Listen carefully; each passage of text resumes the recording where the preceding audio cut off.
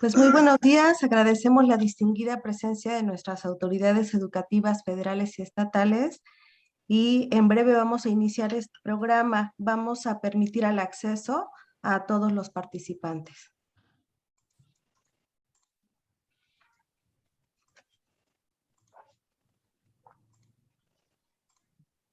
¿Qué tal? Muy buen día.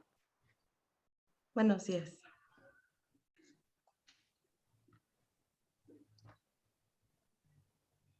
La maestra Silvia Cruz viene en representación del rector de UPEMOR, del doctor Massari.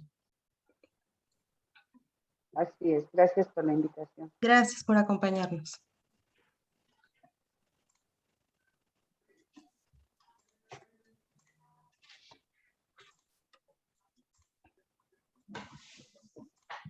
Ustedes son los que lo mueven.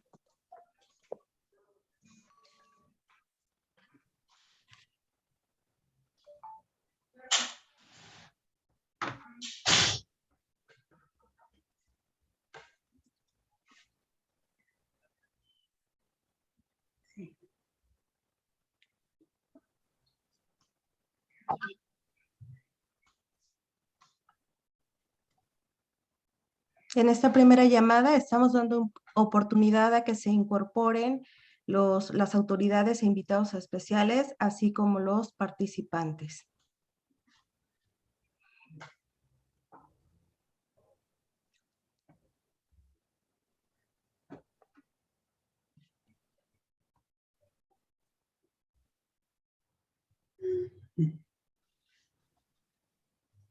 Segunda llamada.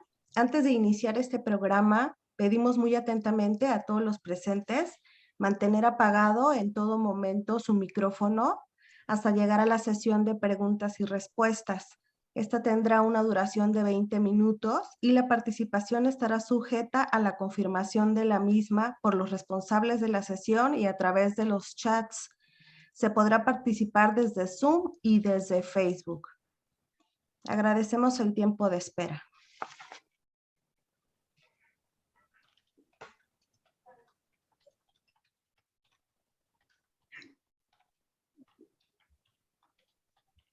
Cuando usted me indique, maestro Haroldo. Adelante, Adriana, ya es el momento. Tercera llamada, comenzamos. Autoridades educativas federales y estatales, directores de área, subdirectores, jefes de departamento, supervisores y coordinadores, académicos, administrativos, alumnos y público en general que hoy nos acompañan, muy buenos días. En el marco de las conmemoraciones del Bicentenario de la Independencia de México, la Unidad 171 de la Universidad Pedagógica Nacional lleva a cabo el ciclo de conferencias magistrales Otoño 2021 y como segunda conferencia del ciclo tenemos la de Educación Intercultural en la Actualidad, impartida por la doctora Silvia Irene Schmelkes del Valle, vicerrectora académica de la Universidad Iberoamericana de la Ciudad de México. A continuación, me voy a permitir presentar a las autoridades educativas federales y estatales que presiden este evento, así como los invitados especiales que hoy nos acompañan. Vicerrectora, la doctora Silvia Irene Schmelkes del Valle, vicerrectora académica de la Universidad Iberoamericana, Ciudad de México. En representación del licenciado Luis Arturo Cornejo Alatorre, secretario de Educación en el Estado de Morelos, el doctor Irán Mina Valdés, director general de Educación Media Superior y Superior. Muy buenas tardes a todas y a todos. Licenciada Adriana Vilés León, coordinadora territorial para el Servicio Educativo del CONAFE en Morelos. ¿Qué tal? Buenas tardes a todos. Es un placer estar con todos ustedes. Maestro Haroldo Aguirre Güenza, de la Unidad 17A de la Universidad Pedagógica Nacional. Doctor Adrián Sergio Rodríguez Castillo, director de Desarrollo Educativo. Profesor David Suárez Solís, director de Educación Secundaria. En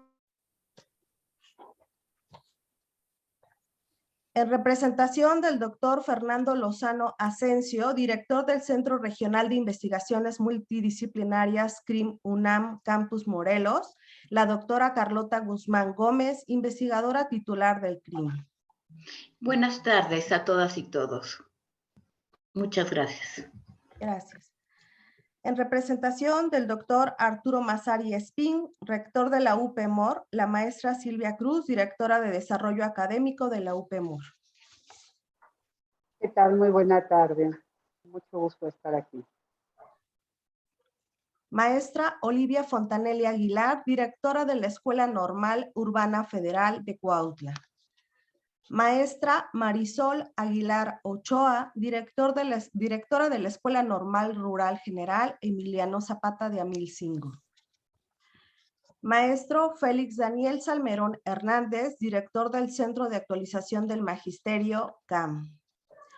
Maestra Ana Lilia Carnaya Díaz, jefa del Departamento de Educación Especial. Profesora Desideria Pérez Cortés, supervisora de la Zona 4 de Educación para Adultos y directora de Educación Primaria de la Escuela 20 de Noviembre de Cuernavaca. Profesora Viviana Juárez Hernández, directora de sedes Gustavo Arévalo Vera. Profesor Alejandrino Zúñiga Ortiz, sedes Natalia Galván López. Profesora Citlalia Vilés López, sedex Benjamín Muñozori Aguayo. Profesor Miguel Ramos Beltrán, coordinador de Educación Indígena del IEBEM. Así como los supervisores de Educación Indígena, el profesor Martín Macías Labra, la profesora Idelberta Martínez Martínez, la profesora Aurora Sánchez Cortés, la profesora Mayra Anayeli Balón Chopo, el profesor Alfredo Trujillo García, y el profesor Gil Nicolás Pérez Cesares.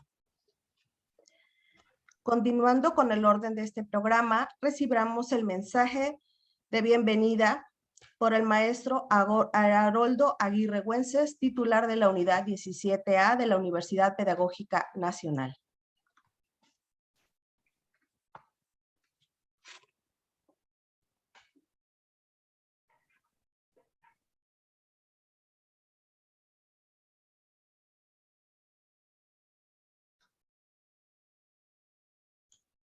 Su micrófono, maestro. Maestro. Gracias, gracias. Muy buenas tardes a todas y a todos. Me da mucho gusto tenerles aquí en esta sala virtual. Nos convoca un tema interesantísimo, la interculturalidad en educación. Un tema que yo digo difícil también, interesante y difícil.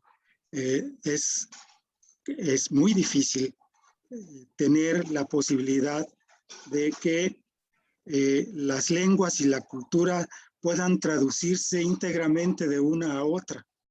Es difícil, siempre hay vacíos, siempre hay huecos.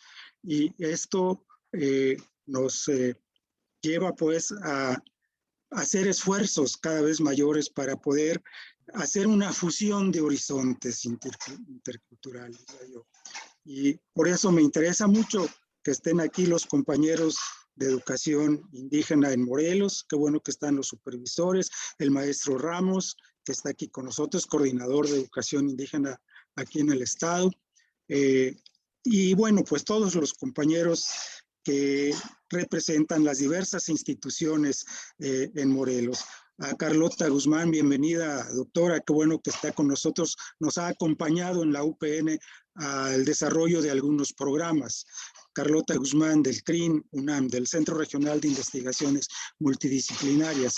Por supuesto, el maestro Irán, el doctor Irán Mina Valdés, bienvenido, doctor, director de Educación Media Superior y Superior aquí en Morelos. Bueno, todos nuestros invitados, para todas y todos ellos, un abrazo, y yo aquí termino para dar oportunidad a la importante intervención de la doctora Silvia Smelkes. Muchas gracias a todas y todos.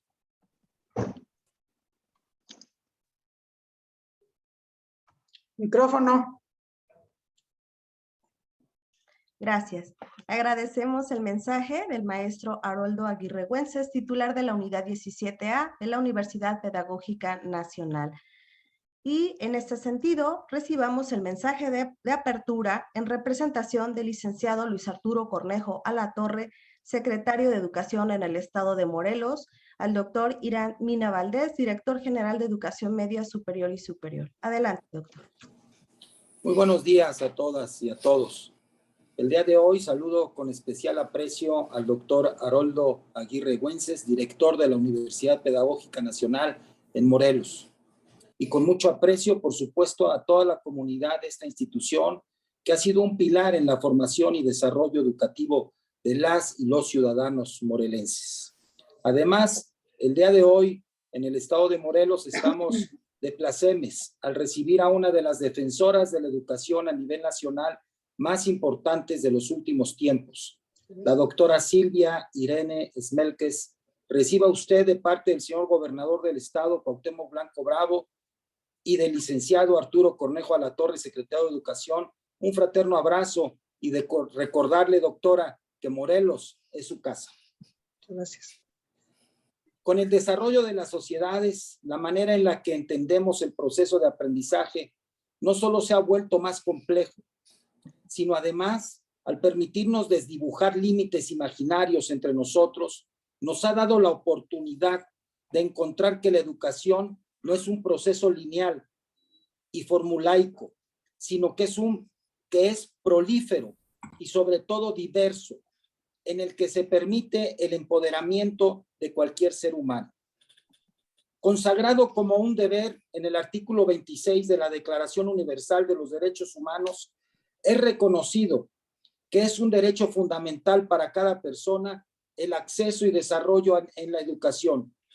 Y en etapas más recientes, al tiempo que se otorga ese derecho, es fundamental que sea ajustado a las condiciones contextuales de cada estudiante, pero siendo lo suficientemente flexible para ajustarse a las demandas no solo locales, sino además nacionales e internacionales. Finalmente, es deber de todos los que formamos parte del sector educativo ser sensibles a la otredad, permitirnos encontrarnos en el interminable proceso de aprendizaje para que su noble labor, que es la de impartir educación, sea lo más amplia y sensible a las y los educandos. Es por ello que hay que recordar que las y los maestros son el pasado, el presente y el único futuro posible de nuestra humanidad. Muchísimas gracias. Agradecemos al doctor Irán Mina Valdés, director general de Educación Media Superior y Superior, el excelente mensaje de apertura en representación del licenciado Luis Arturo Cornejo Alatorre, secretario de Educación en el estado de Morelos. En este contexto, llevaremos a cabo la presentación de la semblanza de la doctora Silvia Irene Smelkes del Valle, a cargo del doctor Anselmo Torres Arismendi, coordinador de vinculación de la Universidad Pedagógica Nacional Morelos. Adelante, doctor. Gracias, Adriana. La doctora Silvia Irene Smelkes del Valle es socióloga con maestría en investigación y desarrollo educativo por la Universidad Iberoamericana. Investigadora de la educación desde 1970, ha publicado más de 150 trabajos entre libros y artículos sobre los temas de calidad de la educación, educación de adultos, formación en valores y educación intercultural. Fundó y fue coordinadora general de educación intercultural y bilingüe de la Secretaría de Educación Pública del 2001 al 2007. Fungió como presidente de la Junta de Gobierno del Centro de Investigación e Innovación Educativa de la Organización de Cooperación y Desarrollo Económico, la OCDE, del 2002 al 2004.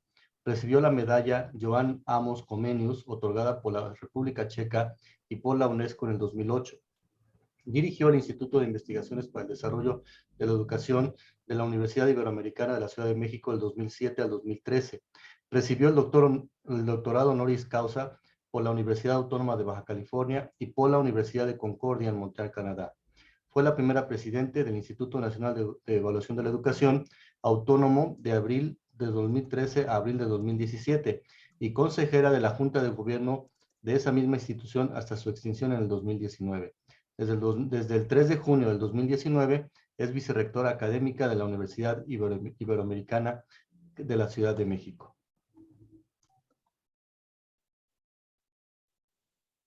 Agradecemos al doctor Anselmo Torres Arizmendi por esta semblanza y de esta manera iniciamos la conferencia Educación Intercultural en la Actualidad, a cargo de la ponente, doctora Silvia Irene Smelkes del Valle, vicerrectora académica de la Universidad Iberoamericana Ciudad de México, por lo que pedimos muy amablemente mantener sus micrófonos apagados en todo momento y sus cámaras encendidas para registrar la participación. Adelante, doctora Silvia Smelkes.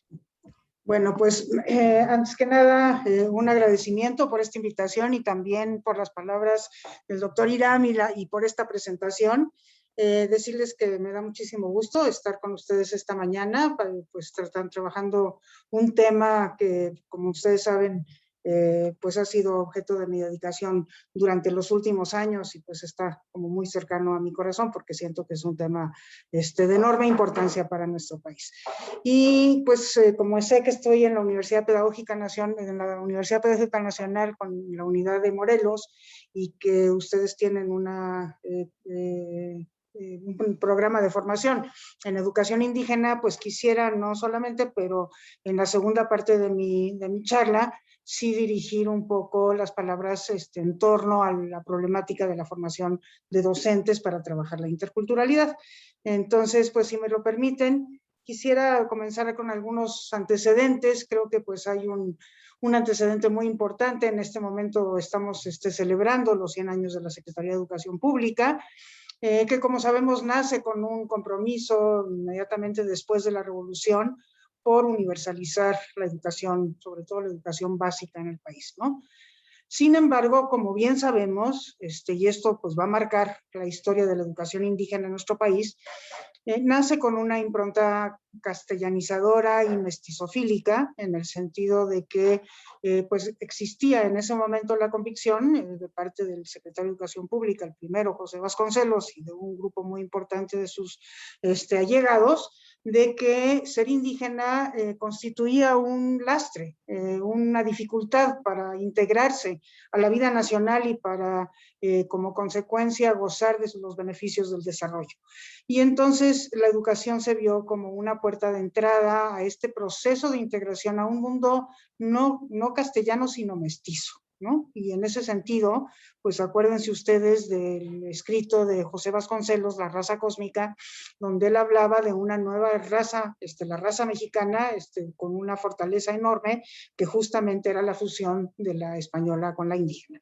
Pero entonces la escuela se convertía en una ocasión para permitirle a los indígenas tomar una decisión de convertirse en mestizos culturales, ¿no? Y bueno, esto es un poco mi lectura de cómo esa primera parte de la historia de la educación moderna en México marca lo que sucede con la educación indígena en el futuro.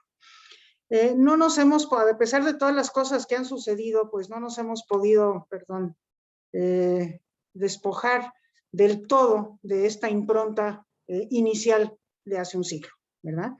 Y bueno, pues eso a pesar del importantísimo papel que juega en la educación indígena en el continente México. México es visto como la vanguardia de la educación indígena entre los años 20 y los 40 del siglo pasado. Ustedes saben que aquí nace el Instituto Interamericano Indigenista, que como producto del Instituto Interamericano Indigenista se crea el proyecto Carapan, que fue un proyecto que se llevó a cabo en Michoacán, que buscaba fortalecer la lengua indígena y propiciar también, desde luego, el dominio del español, pero reconocer la fortaleza de la cultura, en ese caso de la cultura purépecha, y el proyecto pues era un proyecto piloto que se pretendió llevar a cabo para iluminar lo que se tenía que hacer con los indígenas en toda América Latina o en todos los países que tenían población originaria. Bueno, tenemos grandes intelectuales antropólogos de aquella época como Aguirre Beltrán, como Moisés Sáenz, que son ideólogos de la educación indígena, y bueno, que realmente dieron pasos sumamente importantes en este reconocimiento de la importancia de la lengua y de la cultura indígena. Recordar también en antecedentes que somos el país más indígena de América, ¿no? según como los contemos, de cualquier manera en que los contemos, somos el país con más indígenas de cualquier país de todo el continente, incluyendo Canadá y Estados Unidos. Hay 7.9 millones de hablantes, hay 12 millones que habitan hogares en donde al menos uno de los jefes de ese hogar habla una lengua indígena, y hay 25 millones de autoadscritos. De hecho, en la última encuesta, la encuesta del censo, que es una encuesta, una muestra, pues este número de hecho crece a 35 millones, ¿no? De personas que se autoadscriben como indígenas. A la pregunta de ¿usted se considera indígena? La respuesta es sí, ¿no? De mexicanos. Entonces eso es muchísimo. Y este número está creciendo de una manera impresionante. O sea, se empezó a preguntar en el año 2010 y en el año 2015 y en el año 2020 ha habido crecimientos pues muy notables de este número de personas que se autoadscriben como indígenas, ¿no? Creo que también podemos decir que México es el país, probablemente porque ahora sobre esto hay disputas, ¿no? Pero que quizás sea el país más diverso de América. Como ustedes saben, en México se hablan 68 lenguas y 364 variantes de esas 68 lenguas, ¿no? Esas lenguas indígenas se dividen más o menos, así un poco groseramente, en tercios, ¿no? En donde hay alrededor de una tercera parte de lenguas muy vitales todavía que tienen, han documentado su gramática, tienen un alfabeto, tienen escritura en la lengua. Los niños de las próximas generaciones están aprendiendo todavía a hablar esa lengua. Entonces son las lenguas vitales. Otras lenguas que están perdiéndose rápidamente, en donde ya la generación que en este momento está yendo a la escuela ya no habla la lengua indígena, bueno, todavía tienen abuelos que probablemente solamente hablen la lengua indígena, pero ya no se pueden comunicar con los abuelos. Y otra tercera parte que ya está en franco peligro de extinción, porque ya los que hablan la lengua son muy pocos y además son gente mayor, ¿no? Entonces, bueno, esa es la realidad lingüística de nuestro país. Son 11 familias lingüísticas diferentes las que están en nuestro país, y eso, pues, desde mi punto de vista, nos hace el país más diverso también, tanto lingüística como culturalmente. En Brasil se habla de 300 y pico de lenguas, pero de hecho, pues, son variantes de también unas cuantas lenguas que se ubicaron en la Amazonía y que se separaron por razones fundamentalmente geográficas, pero que pertenecen a las mismas familias de lenguas, ¿no?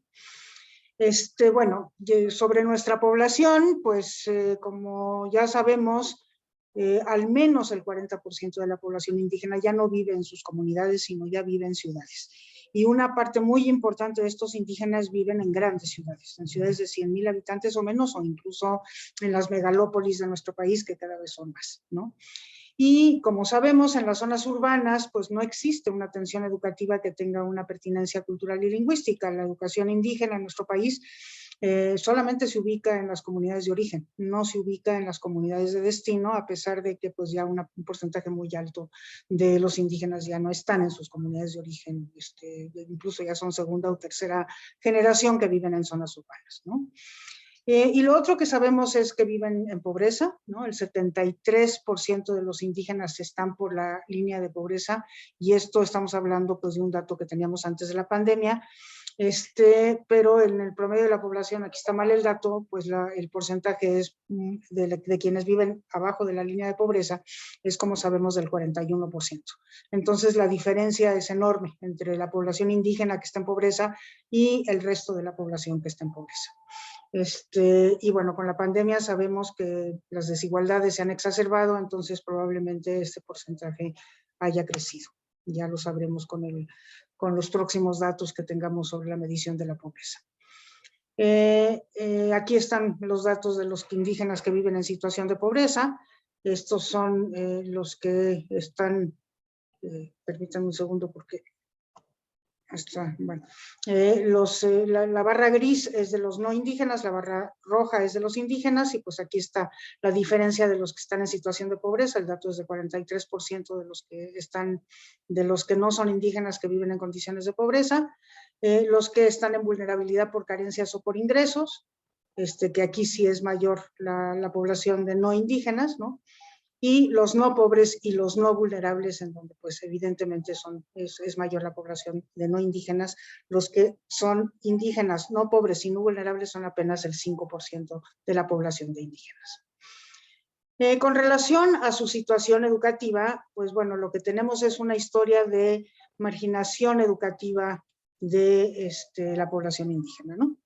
De hecho, en relación con los datos de analfabetismo, por ejemplo, pues que es el indicador de analfabetismo es muy importante porque nos habla de la historia de la marginación educativa, puesto que nos habla de toda la población, inclusive la mayor. Y pues aquí hay que multiplicar el índice de analfabetismo de la población mayor de 15 años indígena por 4. O sea, de la no indígena por 4 para llegar al índice de la población indígena. Es decir, es 4 veces más grande el analfabetismo entre la población indígena que entre la población no indígena. Afortunadamente, esta brecha se reduce de manera muy notable con las generaciones jóvenes, gracias fundamentalmente a la expansión de la escolaridad, pero bueno, de todos modos todavía esa brecha está con nosotros, ¿no? Y como decía, nos habla de la exclusión histórica de los beneficios de la educación. Aquí tienen ustedes los datos del analfabetismo, ¿no? Aquí está la población total. Estos datos son desgraciadamente viejos, de 2010 y de 2014. Pero aquí tienen ustedes la población total de analfabetismo. En la indígena, ¿no? Que decía yo que hay que multiplicar casi por 4 veces en la indígena, y efectivamente por 4 veces para llegar a la población, al analfabetismo de la población hablante de lengua indígena, ¿no? Que es diferente de la población indígena, que estamos en una situación, y que esto nos habla de esta marginación histórica de la población indígena. Bueno, respecto de la política de educación destinada a los indígenas, lo primero que hay que recordar es que los indígenas fueron atendidos, después de la creación de la Secretaría de Educación Pública, fueron atendidos por promotores indígenas. Estos promotores indígenas no eran maestros, pero eran indígenas hablantes de lengua indígena, y bueno, se consideró que era muy importante que se pudieran comunicar con sus estudiantes. No había maestros formados que hablaran una lengua indígena en número suficiente para atenderlos, y entonces esta decisión fue una decisión muy importante para que recibieran una atención educativa. Y esto duró durante un tiempo, hasta que en 1978 se crea la Dirección General de Educación Indígena, que ya intenta profesionalizar a los docentes, aunque todavía durante muchísimo tiempo estos docentes pues se reclutaron con secundaria primero y con bachillerato después, ¿no? Y bueno, la Dirección General de Educación Indígena de hecho se crea como producto de la lucha de promotores indígenas que se unieron a los intelectuales de la corriente de la nueva antropología mexicana, que fueron, digamos, como discípulos de aquellos grandes antropólogos de los que ya les hablé, pero personas como Salomón Ahmad, como Guillermo Bonfil Batalla. De hecho, Salomón Ahmad fue el primer director general de Educación Indígena, ¿no? Y el propósito de la creación de la Dirección General fue proporcionar una educación bilingüe, y en ese entonces se hablaba de una educación bicultural, no intercultural. En 1998 recién se comienza a hablar de una educación intercultural y bilingüe, ¿no? Pero desde que nació se destinó a la educación preescolar y la primaria, y a eso se redujo la Dirección General de Educación Indígena. Es decir, cuando un alumno terminaba la primaria y pasaba a la secundaria, y hasta la fecha, pues no había, digamos, un reconocimiento de su carácter de persona que hablara una lengua diferente o persona que tuviera una cultura distinta. Y se siguió trabajando con docentes no formados como tales de origen, aunque con el tiempo, y pues eso ya les tocó a ustedes como UPN, pues la idea es que quienes fueron reclutados con bachillerato se fueran formando en una modalidad no escolarizada, de manera profesional, como docentes, como licenciados en educación primaria o preescolar indígena, ¿no? Entonces, bueno, eso fue la manera de irlos profesionalizando. Y bueno, después nace la Coordinación General de Educación Intercultural y Bilingüe, que nace en el año 2000, con la primera alternancia política, y se plantea 2 propósitos. El primero, que fue ofrecer una educación cultural y lingüísticamente pertinente a la población indígena, pero a todos los niveles educativos, ya no solamente en preescolar y primaria. Eso lo siguió haciendo la Dirección General de Educación Indígena, pero en secundaria, en preparatoria, en bachillerato, educación media superior, también en educación normal y también a nivel superior, ¿no? Y también tenía como propósito ofrecer una educación intercultural a toda la población. Coexiste con la Dirección General de Educación Indígena y entonces la coordinación no interviene en el preescolar y en la primaria porque eso tenía ya una institución que la atendiera. Voy a hacer un muy breve recuento de sus acciones. De hecho, pues ya la coordinación general como tal deja de existir, ya se fusiona con la Dirección General de Educación Indígena, tuvo una vida de alrededor de 2 sexenios. Y entonces, pues en el terreno de la educación intercultural para toda la población, lo que hizo fue un intento por interculturalizar el currículum de educación básica que se estaba reformando en ese entonces. Cuando empezamos en el año 2001, se estaba comenzando a reformar el currículum de la educación secundaria y ahí comenzamos con la interculturalización del currículum y también la interculturalización del currículum de formación docente, pensando en formar a docentes para toda la población con un enfoque intercultural, además de formar a la población, a los docentes que atenderían a la población indígena propiamente tales. También se dio la formación de docentes regulares en el enfoque intercultural, y ahí se logró atender pues solamente a 60,000 del 1,200,000 maestros que están en ejercicio, porque se hizo una formación siempre cara a cara, nunca a través de la tecnología y los medios de comunicación, porque se pensaba que esta formación implicaba un cambio de actitud de fondo, una formación fundamentalmente valoral que permitiera entender la otredad, como bien decía el profesor Irán al principio, y entonces pues eso no se puede, es muy difícil hacer una formación valoral a la distancia, ¿no? Y luego también se produjo muchísimo material para la población abierta, para ir formando a la población abierta en la interculturalidad. Y en el terreno de la educación para los indígenas, porque lo anterior, lo que acabo de decir, era para toda la población, en el terreno de la educación para los indígenas se atendió a los niños indígenas, niños y niñas indígenas en contextos multiculturales. En educación primaria, como ya les decía, la Dirección General de Educación Indígena no estaba presente en las ciudades y tampoco estaba presente con los jornaleros agrícolas migrantes, entonces ahí hubo un trabajo importante. También la asignatura obligatoria en lengua indígena se diseñó para todas las secundarias que estuvieran localizadas en localidades donde al menos un 30% de la población hablara una lengua indígena, de tal manera que todos tuvieran que aprender la lengua indígena y la cultura, porque era una asignatura en donde la lengua se aprendía a propósito de conocer la cultura. Se crearon algunos bachilleratos interculturales, que esto fue más bien un proyecto piloto que no logró trascender más allá.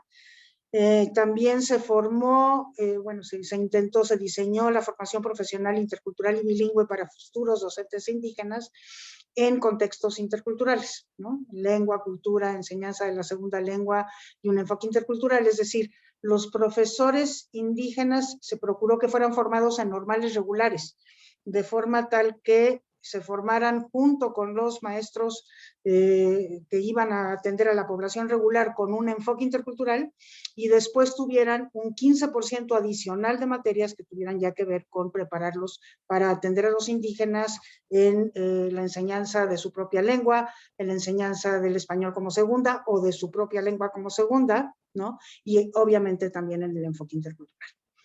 Y se crearon también universidades interculturales, se crearon 9 en su primera etapa, ahora ya son 12 universidades interculturales. Y bueno, como les decía, a mí me gustaría poder hablar un poco del problema de la formación de docentes en el enfoque intercultural y para la atención de la población indígena, ¿no?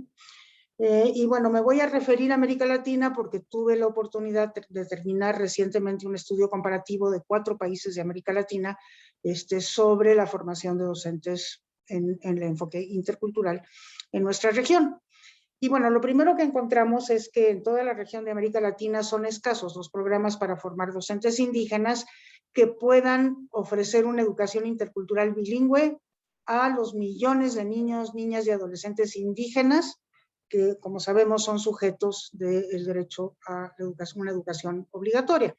Y bueno, pues en América Latina son millones los niños y las niñas indígenas, ¿no? Bueno, recordar también que el Objetivo de Desarrollo Sustentable número 4 se plantea la educación universal inclusiva de calidad y con equidad para todos. Y en América Latina, pues sobre todo en los países que tienen una población originaria indígena, su logro necesariamente pasa por mejorar la educación de los pueblos indígenas. O sea, para lograr el objetivo 4, que está planteado para el 2030, como ustedes saben, y que plantea una educación inclusiva, equitativa y de calidad para todos, pues eso significa mejorar la educación de los pueblos indígenas. Y eso lo que exige es que los pueblos indígenas sean sujetos de una educación con pertinencia lingüística y cultural, porque si no la tiene, no es una educación relevante, y como sabemos, la relevancia es una condición para la calidad de la educación, ¿no? Y para lograr eso, pues lo que requerimos son docentes formados profesionalmente para lograr eso, ¿no? Y entonces la pregunta que nos hacemos es qué tan cerca o lejos estamos de ello en América Latina, que fue lo que motivó el estudio, ¿no? Y bueno, contarles un poco del marco de referencia, pues este asunto de que la educación intercultural como concepto cobra fuerza en toda la región. Así se define la Constitución ahora en el artículo 3º constitucional, a partir de la reforma constitucional en 2019, la educación nacional se define como intercultural. Ese es un paso sumamente importante, porque antes no era así. La educación intercultural se entendía solamente como aquella destinada a la población indígena, ¿no? Ahora ya no, ya la característica de la educación nacional es que es intercultural, ¿no?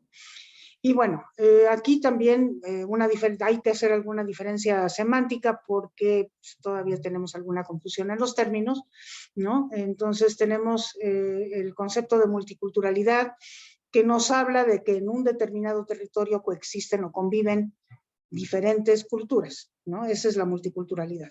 Pero no nos dice nada acerca de la calidad de esa relación o de esa convivencia, ¿no? Entonces, podemos tener una realidad multicultural, racista y discriminatoria, ¿no? Entonces, lo multicultural no nos habla de la calidad de esa relación. En cambio, la interculturalidad sí nos habla. Bueno, más bien la interculturalidad como tal de lo que nos habla es de la interrelación.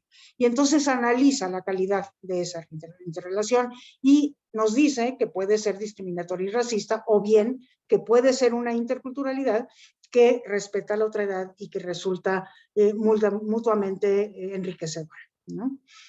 Está también, por otro lado, están los ismos, que los ismos son como deseos, son como proyectos políticos, ¿verdad? Son como utopías. Está la utopía del multiculturalismo, que fundamentalmente lo que pretende es que todos nos toleremos mutuamente a partir de nuestra diversidad, de nuestras diferencias, ¿no?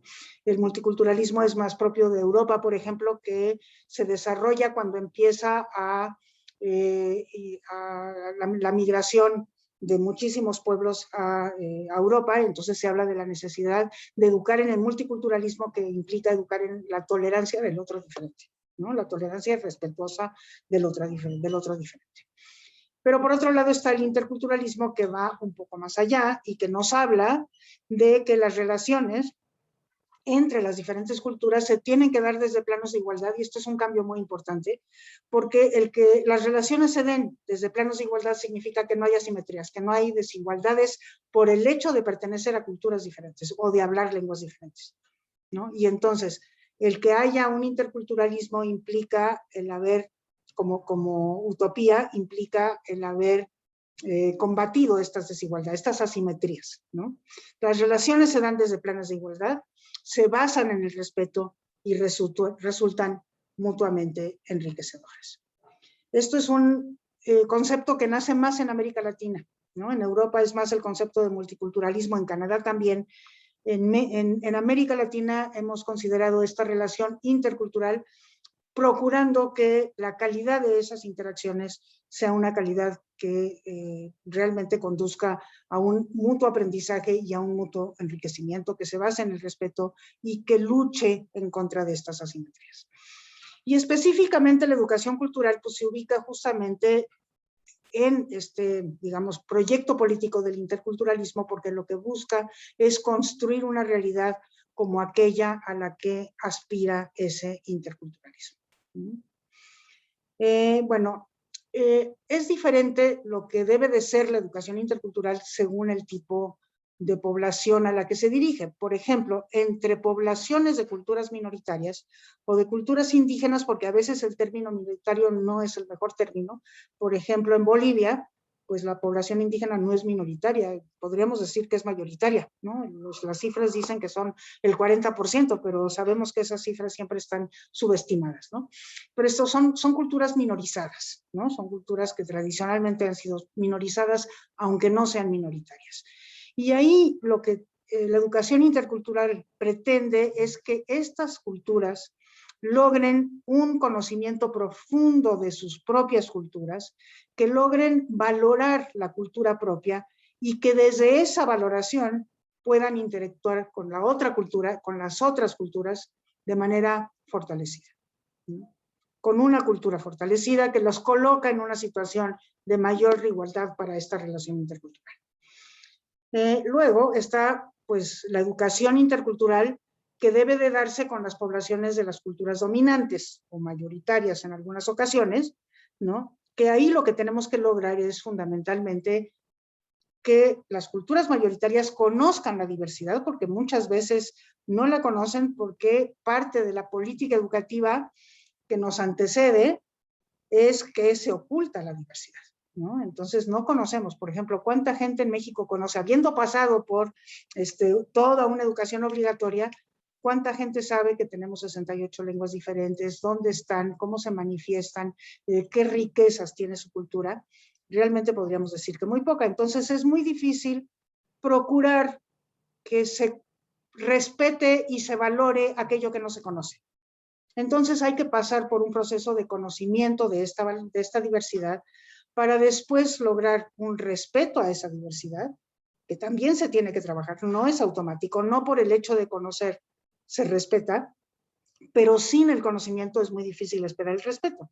Y el respeto se tiene que trabajar pues fundamentalmente con una formación en valores que justamente nos lleva a respetar a toda persona por el hecho de ser persona y también a toda cultura por el hecho de ser cultura, ¿no? Y también después dar un tercer paso, que es el paso del aprecio o de la valoración, que lo logramos en la medida en que seamos capaces de demostrarle a la población en general que por el hecho de conocer al otro que es diferente a mí, yo aprendo algo nuevo, algo diferente, algo que no conocía, se me abren los horizontes y me enriquece. Y cuando yo me siento enriquecido por algo, pues no puedo más que apreciar aquello que me enriqueció. Y aquello que me enriqueció, si fue el conocimiento de una cultura indígena, se transfiere a cualquier cultura indígena, ¿no? O sea, una vez que yo ya tuve la experiencia de ser enriquecido por ese contacto cultural que tuve con el diferente, eso lo puedo transferir en general a la diversidad. Entonces, es, digamos, como la pedagogía, pues yo diría antirracista y antidiscriminatoria, que uno esperaría que existiera con las culturas mayoritarias, es decir, con toda la población, ¿no? Pasar por un conocimiento de la diversidad, llegando a un respeto de esa diversidad y todavía trascendiendo a una valoración, a un aprecio de la diversidad, ¿no? Y bueno, lo que sucede es que pues esto no se ha dado y entonces lo que tenemos es una realidad en donde la relación entre las culturas, esa relación intercultural que se da por la convivencia, que sí existe cada vez más porque los indígenas migran, porque compartimos escuelas, porque compartimos las calles, las fábricas, las iglesias, ¿no? Pero es una interacción cuya calidad no es la del interculturalismo, es una calidad porque se da todavía con desigualdad, con discriminación y con racismo. Entonces, si queremos llegar a una educación antirracista, tenemos que pasar por una educación intercultural para toda la población, ¿no? Entonces, bueno, lo antirracista sería, digamos, como un primer paso, porque ahí lo que logramos es el conocimiento y el respeto, ¿no? O sea, en todo caso, la tolerancia. Para llegar al aprecio, pues tendremos que dar un paso mucho más profundo que va mucho más allá de una educación antirracista. Pero bueno, de alguna manera eso es lo que pretende la educación intercultural. Y bueno, cuando además el grupo destinatario de la educación habla una lengua distinta a la dominante, entonces ahí lo que sostenemos es que la educación tiene que ser bilingüe. Porque si no, o sea, si la lengua es diferente y la educación es en castellano, por decir, o por poner el ejemplo de México o en cualquier lengua dominante, la verdad es que no se va a entender lo que se está aprendiendo. Y que cualquier propósito que pretenda la educación nacional se va a tardar muchísimo más en lograrse. Hay estudios que nos indican muy claramente que los niños bilingües que están sujetos a una educación en castellano se alfabetizan entre los 10 y los 12 años, no entre los 7 y los 8 años, como entre los 6 y los 7 años, como debe de ser, ¿no? Se alfabetizan muchísimo más tarde, bueno, simple y sencillamente porque no entienden lo que está hablando. Y a mí me ha tocado ver niños que leen y escriben, o sea, que leen porque están descifrando y escriben porque les están dictando o están copiando, pero no entienden lo que están escribiendo y no entienden lo que están leyendo. Hasta que llega un momento en donde les hace clic y entonces empiezan a entender por qué tienen un uso pasivo creciente de la lengua dominante. Pero la verdad es que si no logramos una educación bilingüe con una población que hable una lengua distinta, pues entonces no vamos a lograr calidad de la educación. Esa es la verdad, ¿no? Entonces, las personas que hablan una lengua diferente al castellano tienen que alfabetizarse en esa lengua diferente, en su lengua materna. Y después no se van a volver a alfabetizar, van a transferir esas habilidades a la lengua dominante. Y eso va a ser mucho más sencillo. Pero lo difícil para ellos es alfabetizarse en una lengua que no es la propia, ¿no? Y bueno, desde luego se sabe que la lengua se aprende mucho mejor cuando no únicamente es un objeto de aprendizaje, como ahorita. Ahorita en las escuelas indígenas hay una asignatura que se llama lengua indígena, que es un objeto de aprendizaje, ¿no? Pero sabemos que todos aquellos que pasamos por la educación en inglés, en la educación secundaria, sabemos que no aprendemos inglés así, ¿verdad? O sea, que realmente para poder aprender una lengua distinta tenemos que aprender en esa lengua. También aprenderla como objeto de aprendizaje, pero aprender en la lengua, ¿no? Y además utilizarla como vehículo de comunicación cotidiana. Y bueno, eso es lo que no tenemos en nuestras escuelas indígenas y por eso no podemos confiar en que la lengua se llegue a dominar, ninguna de las dos en esta relación bilingüe, ¿no? Y bueno, si lo que buscamos es un bilingüismo equilibrado, a ambas lenguas habría que darles exactamente la misma importancia curricular. Esto está muy estudiado, se llaman programas de doble inmersión, están fundamentalmente operados en países como en Estados Unidos, por ejemplo, que con los niños de habla hispana se han llevado a cabo estos proyectos de doble inmersión y entonces lo que sucede es que la mitad del día se lleva a cabo en español, porque esa es su lengua materna, ¿no? Y ahí pues están las materias impartidas en esa lengua, son las materias más duras las que se imparten en esa lengua, las más difíciles, digamos, entre comillas, las que se imparten en la lengua propia, y después la otra mitad del día es completamente en inglés, incluso es en otro salón, porque se puede empapelar el salón con papeles de esa lengua, con otro maestro que domina perfectamente la lengua, las materias se imparten en esa lengua, en general se usan las materias que no son tan difíciles, que son las materias más, por ejemplo, la educación artística o la educación de ciencias sociales, la historia, ¿no? Que no son tan difíciles como la matemática o la gramática, que exigen pues una atención cognitiva mayor, ¿no? Y entonces, bueno, cuando existe esta doble inmersión, entonces los alumnos, después de unos cuantos años, logran realmente un bilingüismo equilibrado. Y esto está totalmente demostrado. Les quiero contar que en México, por cierto, que acaba de salir, por acá lo tengo, ahorita se los enseño. Tenemos un único proyecto en una zona indígena que, este es el libro que acaba de salir ayer. Se llama La doble inmersión en dos lenguas nacionales, que son el amuzgo y en español. Es un proyecto que se lleva a cabo desde hace ya 7 años en el municipio de Xochistlahuaca, en la zona Musga de Guerrero, y bueno, pues ya todos los profesores están formados para poder hacer una educación de doble inmersión, y los niños que antes, por cierto, eso empezó porque yo visité esa zona, y entonces en esa zona los niños en 6º grado de primaria no hablaban español. No hablaban español, a pesar de haber pasado por una educación pues fundamentalmente castellanizadora, pero su lengua materna era muy fuerte y el contexto de uso de la lengua, o sea, no se hablaba el español en su contexto. Entonces no hablaban español, y entonces realmente la preocupación ahí fue pues que aprendan español, porque después llegaban a secundaria y pues no podían con la secundaria, era completamente en español. Entonces, pero bueno, ahora están siendo bilingües equilibrados, pues los niños están leyendo y escribiendo el español desde 2º año de primaria, ¿no? Entonces, bueno, eso está muy lejos de ser nuestra manera de lograr el bilingüismo, ¿no? Lo otro importante, pues, es que pues esto se debe hacer a propósito de la cultura, porque la lengua es el vehículo de expresión de la cultura. Entonces, lo que tenemos que hacer es entender la cultura a través de la lengua, ¿no? Pues, cuando se pierde una lengua, dejamos de tener palabras para nombrar la cultura. Y entonces necesitamos a lo mejor muchas palabras para poder escribir algo que para mi cultura, como es importante, requiere de una sola palabra, y por economía de esfuerzos dejamos de usar esa lengua, digamos, esas múltiples palabras para definir o para nombrar algo, ¿no? Entonces, lo que se dice es que lo que no se nombra no existe, lo que se deja de nombrar deja de existir, y por eso la pérdida de las lenguas trae consigo una pérdida muy importante, no total, no completa nunca, pero una pérdida muy importante de las culturas, ¿no? Entonces, tenemos que relacionar el aprendizaje de la lengua con el aprendizaje de la cultura, no son dos cosas separadas, tienen que ir juntas. En educación intercultural bilingüe, la lengua se enseña a propósito de la cultura, como la forma de nombrarla, de entenderla, de valorarla y de enriquecerla. Entonces, bueno, también esto es un propósito que tendríamos que buscar. Estamos muy lejos de hacerlo en nuestras escuelas indígenas. Y entonces, si todo esto es cierto, la formación de docentes indígenas exige, además de dominar las materias que se van a enseñar, como en el caso de cualquier docente, ¿no? Y también de dominar la pedagogía que facilita la enseñanza y por lo tanto el aprendizaje de aquello que se pretende, ¿no?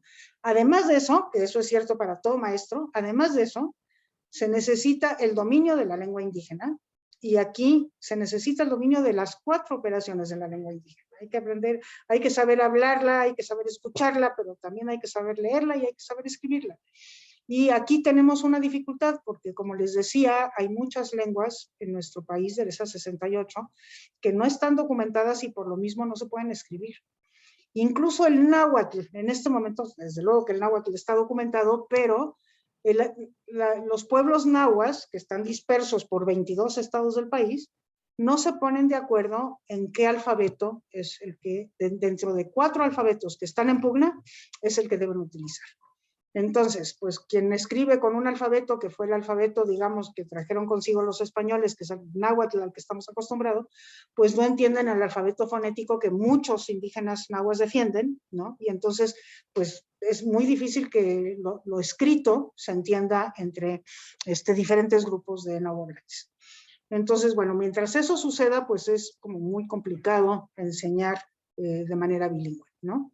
Pero bueno, sí necesitan dominar su lengua, necesitan tener las herramientas para enseñar la lengua, porque como bien sabemos, no basta con saber la lengua para saberla enseñar, ¿no? Se tiene que tener elementos para enseñar una lengua como segunda, no es lo mismo enseñar la lengua materna que enseñar una segunda lengua, hay toda una pedagogía de la enseñanza de una segunda lengua, y esa la tenemos que aprender. Incluso hay que tomar en cuenta que con la pérdida de las lenguas, en muchísimos lugares lo que tenemos que hacer si queremos realmente recuperar nuestras lenguas indígenas es enseñar la lengua indígena como segunda lengua a los niños, porque no la tienen, porque ya hablan español. Entonces también se necesita saber cómo enseñar una segunda lengua, en este caso la lengua dominante, que es el español, ¿no? Pero también se necesita conocer la cultura y valorar la cultura, ¿no? O sea, desgraciadamente ahí tenemos, ahorita vamos a hablar de eso, una impronta de desvaloración de las culturas indígenas, incluso entre aquellos que son docentes indígenas, ¿no? Que aprendieron a no valorarla y por lo mismo a no enseñarla, ¿no? Entonces sí tenemos que tener una formación de docentes que aprendan a valorar su cultura y desde luego que tengan elementos para relacionarse con su comunidad, porque una escuela en una comunidad indígena necesariamente tiene que vincularse con la comunidad para poder ser relevante y significativa para esa comunidad, ¿no? Entonces, esos elementos son indispensables. Y, pues, como ustedes se pueden dar cuenta, esto demanda procesos de formación que son incluso más exigentes que los de los maestros regulares, porque los maestros regulares necesitan estas primeras 2 características. Los maestros que son interculturales, ¿no? Necesitan todas las demás. Entonces, pues son más exigentes. Por eso, cuando en la Coordinación de Educación Intercultural y Bilingüe diseñamos la LEPIB, que le llamamos, la Licenciatura en Educación Primaria Intercultural Bilingüe, pues lo que hicimos fue,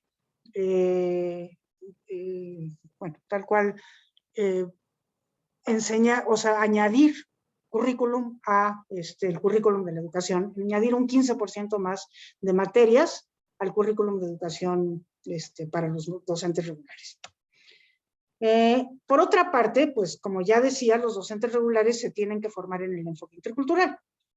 Y esto es así porque las escuelas son cada vez multiculturales y el enfoque intercultural, por cierto, sirve para la diversidad cultural, muy claramente, a eso está enfocado, pero se puede transferir a las demás diversidades, ¿no? A la diversidad pues de todo, ¿verdad? De capacidades, de ritmos de aprendizaje, a la diversidad cultural, pero no por razones de pertenecer a una etnia indígena, etcétera, ¿no? En América Latina el 49% de los indígenas ya viven en zonas urbanas y son muy pocos los países que tienen educación intercultural bilingüe en las ciudades, ¿no? Y también tienen que formarse para hacer de la diversidad una ventaja pedagógica que sí la tiene, o sea, el hecho de que tengamos aulas diversas, pues lo que nos permite es experimentar en carne propia lo que significa ser enriquecido por el otro diferente, ¿no?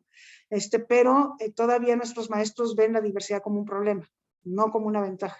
Entonces, bueno, tenemos que cambiar también, hacer una ruptura con esta forma de educarlos, ¿no?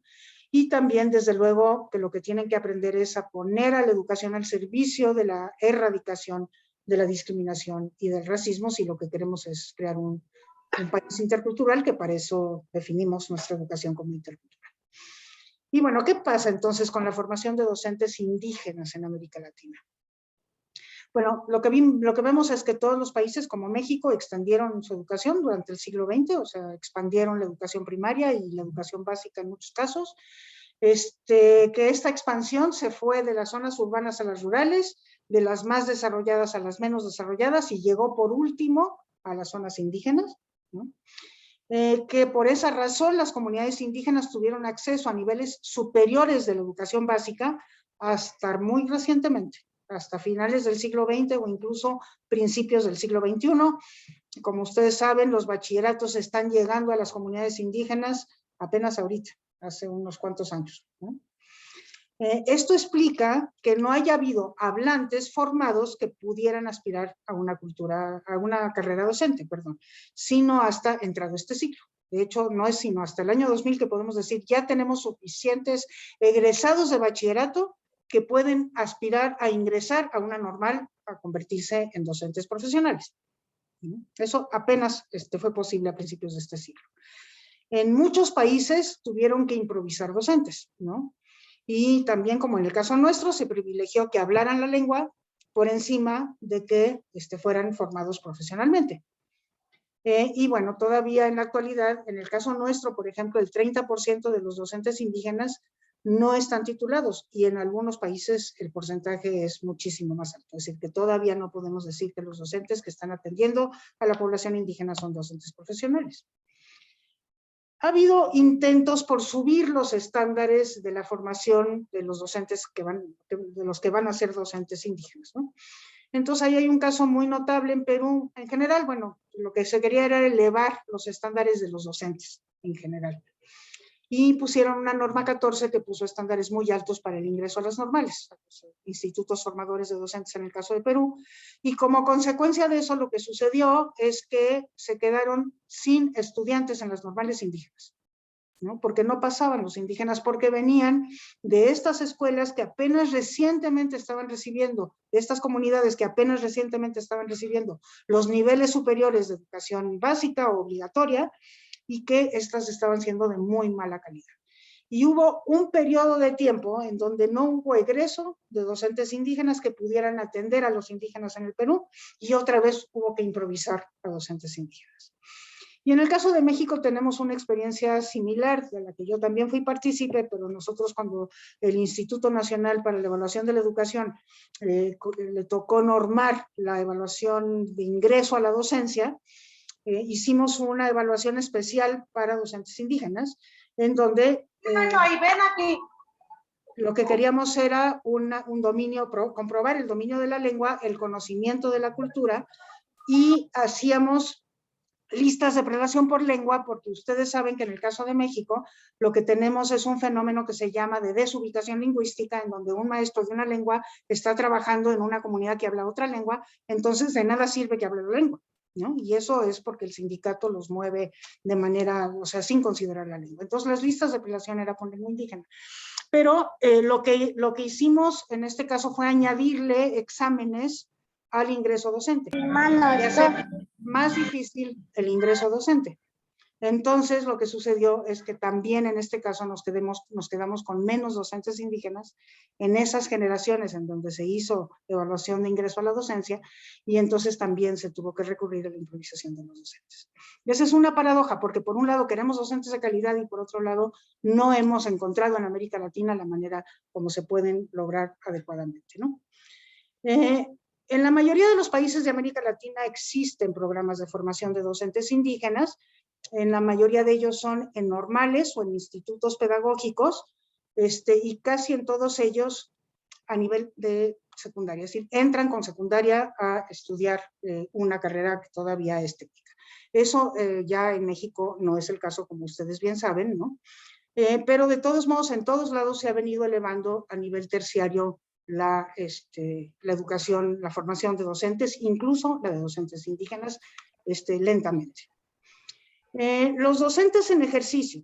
Bueno, como sabemos, los docentes que están en ejercicio, me estoy refiriendo a los docentes indígenas, son producto de este sistema educativo que les contaba, nació con esta impronta castellanizadora, integracionista, asimilacionista, que les hizo creer, o sea, que les metió en la cabeza que su lengua y su cultura no tenían valor, ¿no? Incluso en algunos países se prohibió el uso de la lengua indígena en la escuela. Y algunos pueblos indígenas, también como consecuencia de pues, esta discriminación y este racismo, que ven la escuela como la puerta de entrada a la sociedad dominante, pues ellos exigen que la escuela solamente enseñe castellano, y hay muchísimas comunidades que lo hacen así, ¿no? O sea, que dicen, la lengua indígena la enseño yo en mi casa, yo mando a mi hijo a la escuela para que le enseñen español, entonces no pierdan el tiempo enseñándole lengua indígena, enseñen español, para eso lo mando.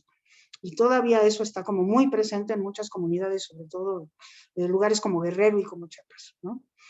Y bueno, y en el caso nuestro, por esta impronta castellanizadora de la que ya hablé, en 2015 todavía, y cuando hicimos la evaluación de las escuelas, ¿no? La evaluación de escuelas en el Instituto Nacional para la Evaluación de la Educación, nos encontramos que todavía había castigos por hablar la lengua indígena y que esos castigos eran más comunes en las escuelas indígenas que en las escuelas regulares.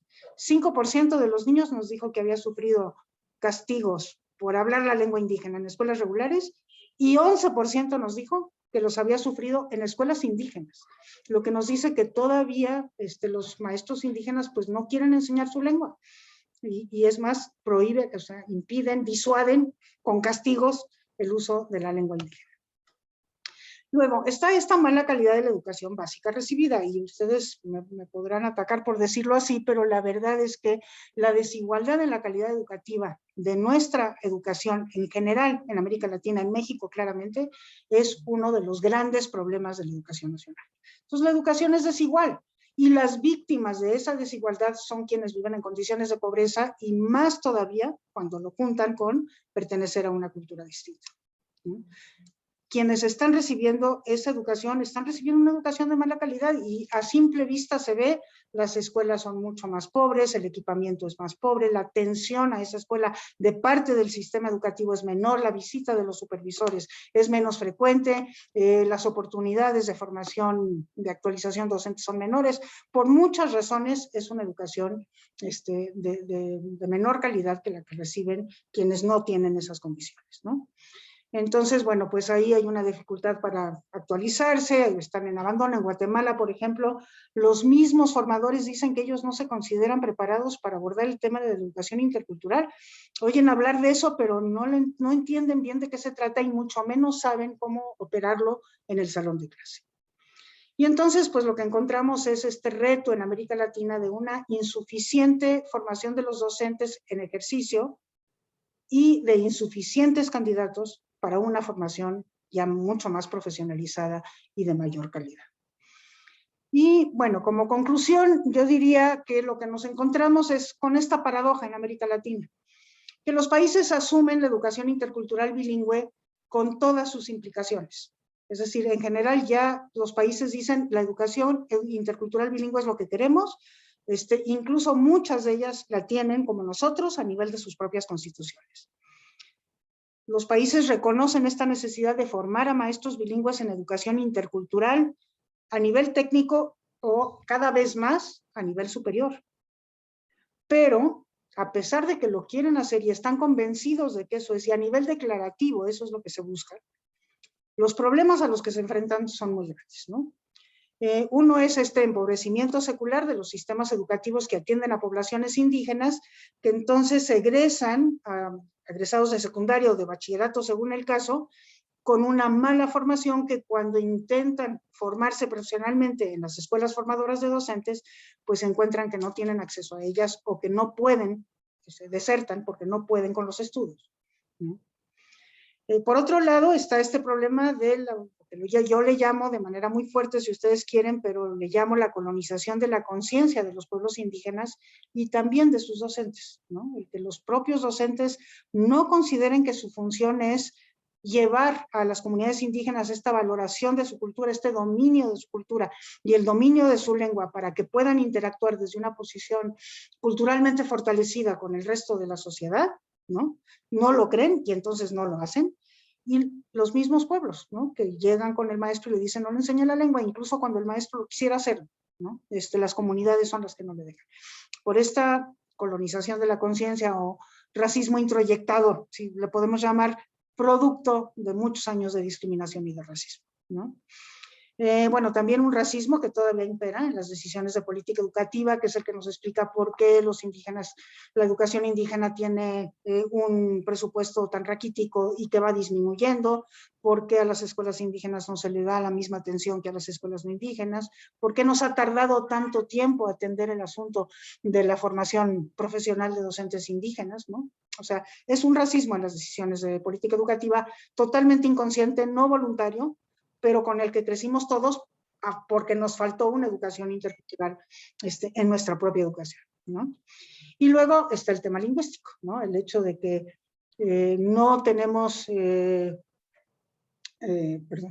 no tenemos educación, no tenemos una documentación, no tenemos una política lingüística que nos permita documentar nuestras lenguas, que nos permita llevar a buen término, digamos, la posibilidad de efectivamente enseñar las 4 operaciones de la lengua y aspirar a un bilingüismo pleno, ¿no? Entonces, y bueno, pues todavía como contradicción de que en nuestras escuelas las lenguas se enseñan como objeto de estudio, pero no se han convertido en un vehículo de comunicación y mucho menos en el vehículo en el cual enseñar las materias, ¿no? Entonces, pues el tema lingüístico es un problema muy serio. Luego, en el caso de la población en general, con este enfoque intercultural que quisiéramos para todos, lo que tenemos es un currículum sobrecargado de contenidos nacionales y hay poco espacio para que cada docente decida cuáles son los contenidos que le son significativos a cada una de nuestras escuelas y a cada uno de nuestros grupos, ¿no? Y entonces no pueden atender a estos requerimientos intra e interculturales y tampoco a los lingüísticos, porque su prioridad tiene que estar en aquello por lo que les van a pedir cuentas, que es cubrir el currículum, ¿no? Y entonces, pues cualquier innovación, cualquier adaptación, cualquier introducción de contenidos propios, pues es algo para lo que no hay espacio, ¿no?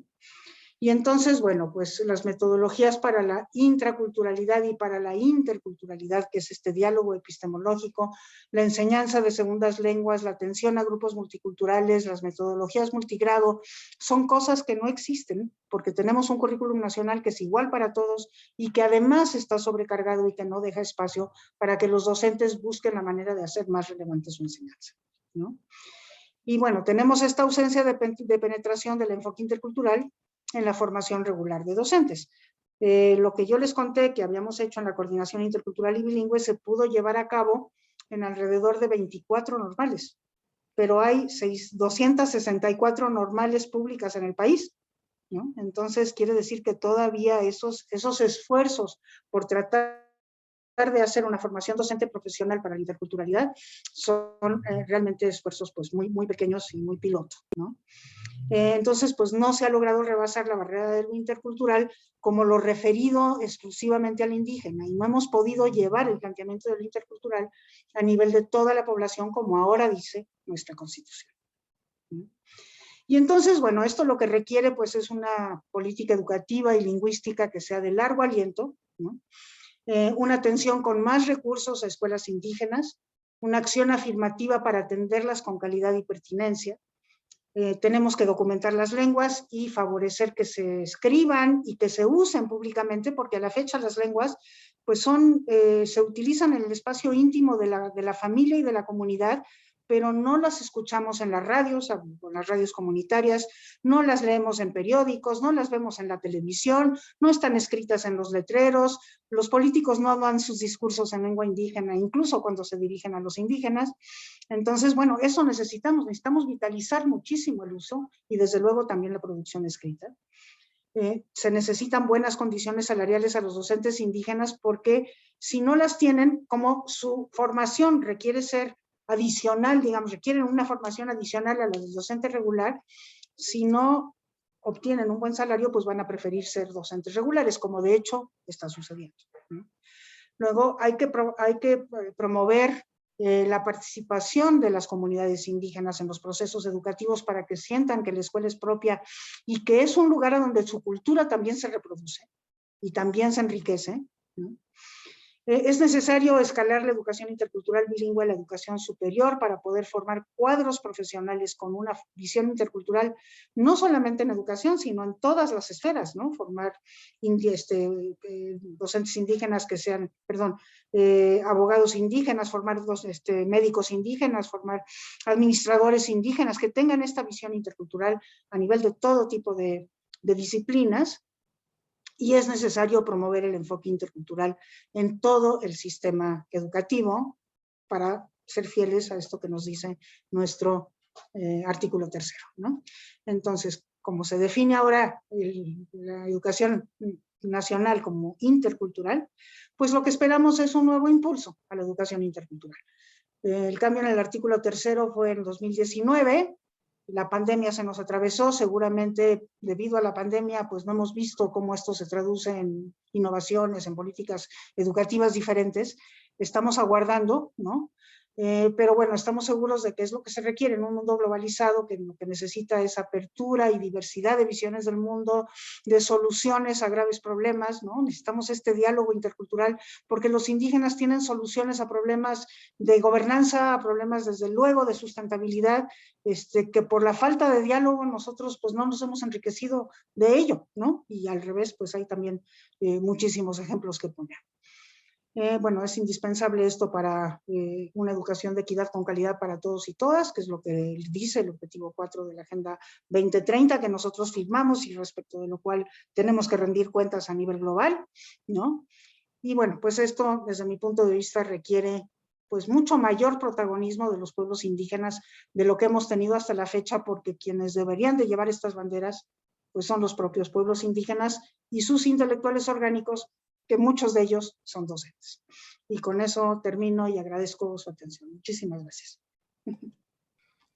Agradecemos la excelente conferencia magistral Educación Intercultural en la Actualidad a cargo de nuestra ponente, la doctora Silvia Irene Schmelkes del Valle, vicerrectora académica de la Universidad Iberoamericana, Ciudad de México. Enseguida realizaremos la sesión de preguntas y respuestas, la cual tendrá una duración de 20 minutos. Favor de levantar manita para ubicar la participación, hacer la pregunta a través del chat, ya sea desde la plataforma de Facebook o de Zoom, y esperar la confirmación de participación por los responsables de esta sesión.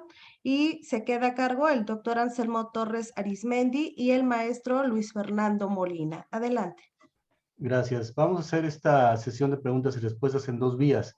Tenemos participantes en la plataforma del Face, pero también tenemos participantes aquí en la plataforma del Zoom. Mi compañero Luis Fernando Molina va a estar leyendo algunas de las preguntas para iniciar esta sesión de diálogo con la doctora Schmelkes, Iniciaremos pues con algunas preguntas que haga mi compañero Luis Fernando, una pregunta de Face y otra pregunta aquí de Zoom, para lo cual les pediremos a nuestros asistentes a la sesión de Zoom, levanten su manita ahí en la plataforma y bueno, si quieren comenzamos con los de Zoom. Tenemos a una estudiante del EPEPMI, Diana García, que quiere hacer la primera pregunta de esta sesión. Adelante, Diana. Sí, buenas tardes. Gracias por la conferencia. Muy interesante, sobre todo porque pues soy estudiante de la licenciatura en educación primaria para el medio indígena. Y yo quisiera preguntarle a la doctora si, teniendo como referencia los objetivos de la Agenda para 2030, ¿cree usted que México logre cumplir con los compromisos establecidos referentes a la educación intercultural? Y otra que me interesa muchísimo es, ¿cuál sería su propuesta para eliminar la estigmatización de los estudiantes indígenas en la universidad? ¿Hacemos una ronda o quieren que responda una por una? Como usted diga, doctora. ¿Qué es mejor para usted? Si quieren respondo para que no se nos hagan bolas. Y bueno, Okay. Respecto de los compromisos, no, pues la respuesta es definitivamente no. O sea, tenemos este grandísimo compromiso con el objetivo 4 de la Agenda de Desarrollo Sustentable, que nos habla de una educación de equidad con calidad para todos, y como decía, eso no lo vamos a poder lograr si no ofrecemos una educación cultural y lingüísticamente pertinente a nuestros indígenas a todos los niveles educativos, pero bueno, en el caso de la educación básica, desde luego. Y también me parece muy importante que si no logramos una educación intercultural para todos, no vamos a comenzar erradicando para la próxima generación de decisores, erradicando este racismo que tenemos tan incrustado sin darnos cuenta, este racismo inconsciente de la población mexicana que nos conduce a tomar decisiones de cualquier tipo en las relaciones interpersonales, en la manera como damos, como ejercemos nuestra profesión, o en la decisión, en la toma de decisiones de política, sin darnos cuenta con una orientación racista. Entonces, no, me parece que no vamos a cumplir los compromisos, que eso requiere de redoblar los esfuerzos de una manera muy importante. Creo que va a ser el caso de la gran mayoría de los países, porque además se nos atravesó la pandemia, y la pandemia pues realmente ha exacerbado las desigualdades, y eso pues hace que la situación sea más difícil ahora de lo que era antes de la pandemia, y yo creo que incluso bastantes años atrás nos ha llevado, ¿no? Entonces, no va a ser únicamente el caso de México, pero bueno, mal de muchos consuelo de tontos, y pues sí sería como muy importante que nosotros estuviéramos muy conscientes que para cumplir con estos compromisos tendríamos que redoblar esfuerzos, y que además pues creo que hay un compromiso con el país después de haber modificado el artículo 3º constitucional, ¿no? O sea, yo creo que todos estamos esperando políticas en el sentido de una educación intercultural para la población indígena y para toda la población, muchísimo más asertivas, muchísimo más firmes, con los recursos necesarios, humanos, materiales, financieros, para poderlo llevar a cabo, que pues esperemos que ahora que ya estamos en una condición un poquito mejor, pues podamos empezar a ver realizados, ¿no? ¿Y cómo pues evitar esta estigmatización? Pues sí, o sea, como decía, todos tenemos estas actitudes racistas que sin darnos, y por eso es tan difícil combatir el racismo, ¿no? Porque como no nos damos cuenta que lo somos, pues entonces no objetivamos, digamos, nuestras conductas racistas como para poderlas combatir, ¿no? Es que es una cosa totalmente inconsciente.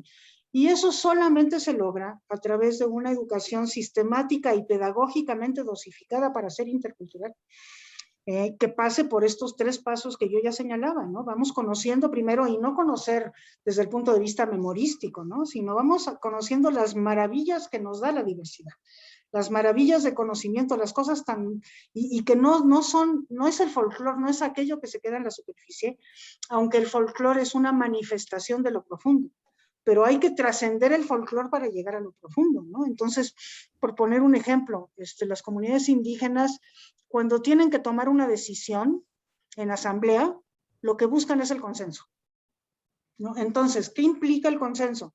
El consenso implica convencer. O sea, porque si no manejamos argumentos para convencer de que hay que tomar una determinada decisión, es muy difícil lograr el consenso. Entonces, tiene que haber todo un proceso de discusión hasta que finalmente se logra un convencimiento y se llega a un consenso. Cuando no hay consenso, no se toma la decisión. Y entonces, ¿qué enseña el consenso? El consenso enseña a argumentar y a convencer. Entonces, implica un espíritu crítico, implica la posibilidad de diálogo, respetuoso, desde luego.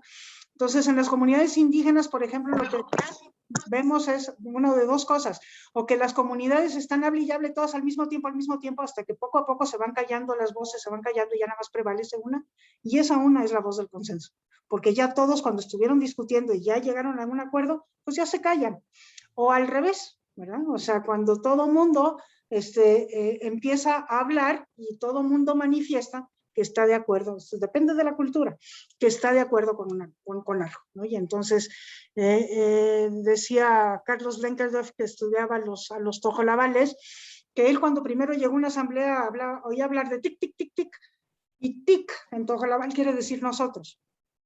Todo mundo se estaba refiriendo a nosotros como el referente para tomar la decisión. La decisión es que nos beneficie a nosotros, no que me beneficie a mí. Y sobre eso se convence. Bueno, esas cosas tan profundas que tienen que ver con gobernanza, con cómo se llega a una decisión. Por ejemplo, cuando los docentes están en consejo técnico y hay, no sé, 18 docentes en consejo técnico, para tomar una decisión votan. En lugar de tratar de llegar a un acuerdo que si fuera logrado por consenso, pues entonces sería muchísimo más fácil después apropiarse de la decisión. Entonces, bueno, cómo esas cosas tan profundas realmente nos enriquecen y nos hacen cuestionar, nos abren los horizontes, nos mueven el tapete, nos hacen cuestionar cómo somos nosotros y nos enriquecen. Entonces, hasta que no tengamos esa oportunidad de vivirnos enriquecidos por los otros diferentes, si no están en mi salón, pues meterlos vicariamente a través de una simulación, de un video, de una lectura, ¿no? La literatura en eso es muy rica. Va a ser muy difícil que logremos, digamos, desmontar este racismo tan profundo que tenemos. Y por eso es tan importante interculturalizar la educación a todos los niveles educativos, ¿no? Desde luego, empezando desde el preescolar, pero no por eso vamos a claudicar de hacerlo en las universidades, porque los estudiantes universitarios llegan racistas a las universidades y se enfrentan entonces con una diversidad que no saben manejar, ¿no? Y por eso son. Entonces, el proceso es largo, no tiene soluciones cortas, ¿no? Porque no vamos a castigar, no vamos a sancionar por ser así, aunque algunas veces lo amerita, pero lo que tenemos que hacer más bien es formar. Y la formación es una formación valoral profunda que implica reconocer el valor del otro, ¿no? Eso es fundamentalmente lo que implica. Bueno, ya, muchas gracias. Vamos a ir en este orden. Le pediría a la estudiante Erika Casvis, también del EPEMI, que hiciera su pregunta, por favor.